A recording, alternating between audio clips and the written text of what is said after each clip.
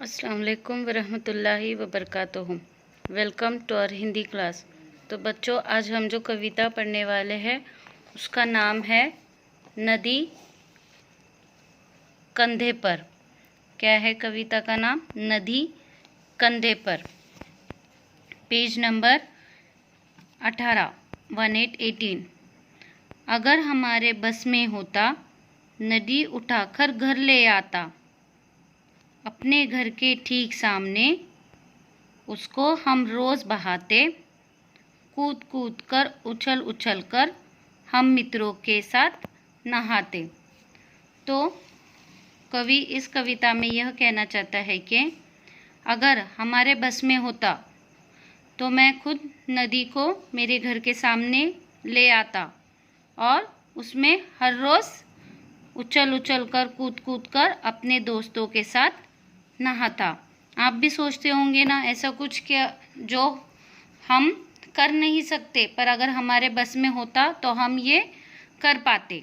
तो इस तरीके से कवि कह रहा है कि अगर उनके बस में होता तो वो नदी को अपने घर के सामने उठाकर ले आते और अपने घर के सामने बहाते और अपने दोस्तों के साथ रोज़ उसमें उछल कूद करते। कभी तैरते कभी डूबते, इतराते गाते मस्ताते। तो कभी हम उसमें तैरते, कभी गाते, बहुत मस्ती करते। नदी आ गई चलो नहाने, आमंत्रित सबको करवाते। आमंत्रित यानी इनविटेशन, हम सबको बुलाते कि आ जाओ, हमारे घर के सामने नदी आ गई है, सब मस्ती मज़ा करने के लिए नदी में नहाने के लिए आ जाओ। सभी उपस्थित भद्रजनों का नदिया से परिचय करवाते। तो जो भी हमारे इनविटेशन पे आए हैं, जो भी मेरे मित्र दोस्त मेरे साथ खेलने के लिए आए हैं, मैं उनका नदी से परिचय करवाता, इंट्रोडक्शन करवाता और हम उसमें खूब मज़ा करते। अगर हमारे मन में आता, झटपट नदी पार कर जाते। तो अगर हमारे मन में भी आता कि हम इस घर से उस घर, इस पार से उस पार चले जाए, तो हम वो झटपट कर देते, जल्दी से कर पाते। खड़े खड़े उस पार नदी के मम्मी मम्मी हम चिल्लाते और हम घर के उस पार जाकर अपने मम्मी को ज़ोर ज़ोर से बुलाते। शाम ढले फिर नदी उठाकर अपने कंधे पर रखवाते, लाए जहाँ से थे हम उसको जाकर उसे वही रख आते। तो शाम होने के बाद जब दिन ढल जाता है, जब शाम होती है, अंधेरा हो जाता है, तो हम क्या करते, नदी को फिर से उठाकर जहाँ से हमने उसे लाया है वहाँ पर उसे फिर से रख आते।